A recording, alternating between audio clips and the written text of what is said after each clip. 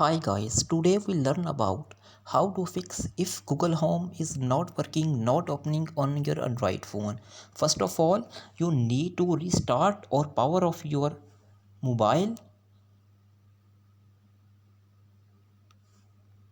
After restarting or power off your mobile, you need to check Google Home is working or not. If it is not working, then you try to second method and go to the settings. Click more settings and open app manager.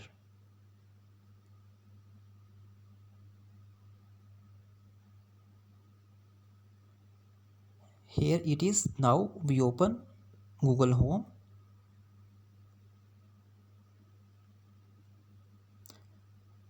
Now you need to click permission and allow all the permission.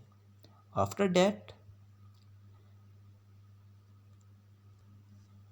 open Google Home and check it is working or not. And if still it is not working, then you try to